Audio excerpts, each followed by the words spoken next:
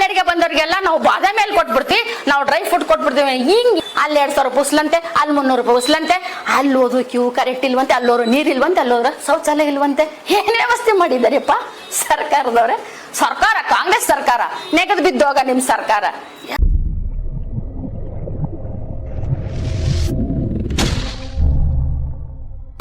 ನಿಮ್ಮ ಅಪ್ಪನ ಮನೆದ ದೇವ್ರು, ಮಾದೇವಪ್ಪರದ ದೇವ್ರು, ಸಿದ್ದರಾಮಯ್ಯ ಅವ್ರದ ದೇವ್ರು, ಇಲ್ಲ ಸರ್ಕಾರ ನಿಮ್ಮ ಕಾಂಗ್ರೆಸ್ ಸರ್ಕಾರ ತಗೊಂಡಿದ್ದ ದೇವ್ರುಗಳನ್ನ ಯಾಕೆ ನಿರ್ಬಂಧ ಆಗ್ತೀರಿ? ನೀವ್ಯಾರು? ಹೂವಾರಿ ಮಿಸ್ಟರ್ ಮಾದೇವಪ್ಪರೇ, ನೀವ್ ಹೆಂಗ ಅದನ್ನ ತಡಂಗಿ ಮಾಡ್ತೀರಿ? ಅದ್ ಹೆಂಗ್ ಕೂತ್ಕೊಂಡು ಸ್ಟೇಟ್ಮೆಂಟ್ ಕೊಟ್ರಿ ರೂಪ ಅವ್ರೆ ನೀವು? ಯಾನೆ DC ಅವರು ಮತ್ತೆ ರೂಪ ಅವ್ರ ಕಾರ್ಯದರ್ಶಿ ಇನ್ನೆಷ್ಟರ ಮಟ್ಟಿಗೆ ಸ್ಟೇಟ್ಮೆಂಟ್ ಕೊಟ್ರು ಸರ್ ಅವರು? ಇವ್ರಿಗಿರೋದು 60 ವರ್ಷ ಸರ್ ಸರ್ವಿಸು ಸರ್ಕಾರಿ ನೌಕರಿಗ. ಇವ್ರು ಬಂದು 5 ವರ್ಷದಲ್ಲಿ ಬಂದು ಹಿಂದ ಮುಂದೆ ಹೊಂಟೋಗವ್ರು. 2 ವರ್ಷದಲ್ಲಿ ಹೋಯ್ತಾರೋ 3 ವರ್ಷದ ಗೊತ್ತಿಲ್ಲ. ಅವ್ರ ಮಾತು ಕೇಳ್ಕೋದು ಇವತ್ತು ಸರ್ಕಾರಿ ನೌಕರಿಯಾಗಿರ್ತಕ್ಕಂಥ DC ಸರ್ಗಾಗಿರ್ಬೋದು, ಕಾರ್ಯದರ್ಶಿ ರೂಪ ಅವ್ರಿಗೂ ಅವಮಾನ ಆಯ್ತು. ಅದ್ ಹೆಂಗ್ ಕೂತ್ಕೊಂಡು ಸ್ಟೇಟ್ಮೆಂಟ್ ಕೊಟ್ರಿ ರೂಪ ಅವ್ರೆ ನೀವು? ಯಾವ ಮುಖ ಎತ್ಕೊಂಡ್ ಕೊಟ್ಕೊಂಡ್ರಿ? ನಡ್ಕೊಂಡ್ ಬಂದವ್ರಿಗೆಲ್ಲ ಕಾಲ್ನಡಿಗೆ ಬಂದವ್ರಿಗೆಲ್ಲ ನಾವು ಬಾದಾಮಿ ಮೇಲೆ ಕೊಟ್ಬಿಡ್ತೀವಿ, ನಾವು ಡ್ರೈ ಫ್ರೂಟ್ ಕೊಟ್ಬಿಡ್ತೀವಿ. ಹಿಂಗ್ ಇವಾಗ ಏನ್ ಹೇಳ್ತಿರ್ರಿ?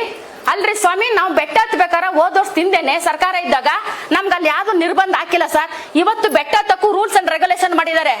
ಯಾರು ಅಲ್ಲ ನಮ್ಮ ಪೊಲೀಸ್ ಅಧಿಕಾರಿಗಳು ಹತ್ತಂಗಿಲ್ಲ ಅಂತ. ಕೆಲವರು ಕಾಡಲ್ಲಿ ಹೋಗಿದ್ದಾರೆ.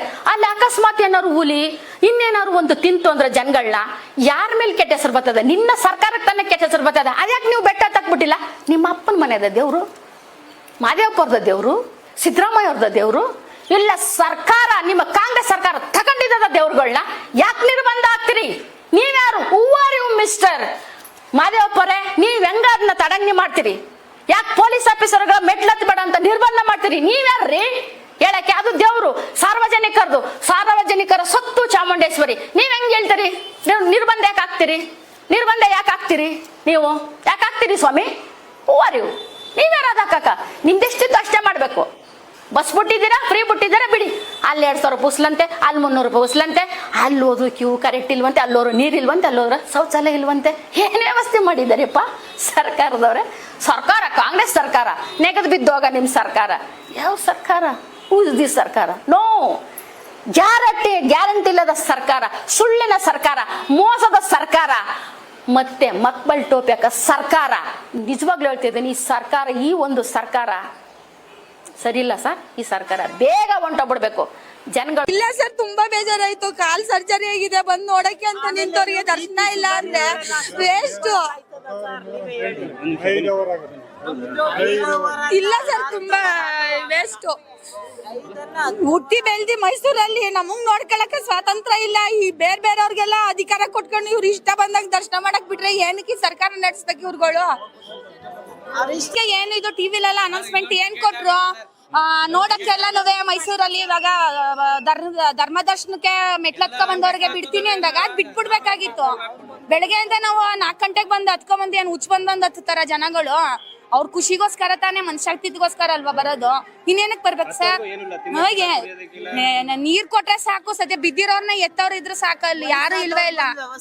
ಅಲ್ಲಿ ವ್ಯವಸ್ಥೆ ಕೊಡಂಗಿದ್ರೆ ಮಾತಾಡ್ಬೇಕು. ಕೊಟ್ಟಿರೋರು ಮಾತು ಕೊಟ್ಟಿರೋರು ಯಾರು ಸಾಮಾನ್ಯರಲ್ಲ, ಅಧಿಕಾರದಲ್ಲಿ ಇರೋರೆ ಅಂತಾರೆ, ಅಧಿಕಾರ ಇರೋ ಅಂತಾರೆ. ಅವ್ರ ಕೆಲ ಮಾಡಕ್ಕಾಗಿಲ್ಲ ಅಂದ್ಮೇಲೆ ಏನು ಕೊಡ್ಬೇಕು?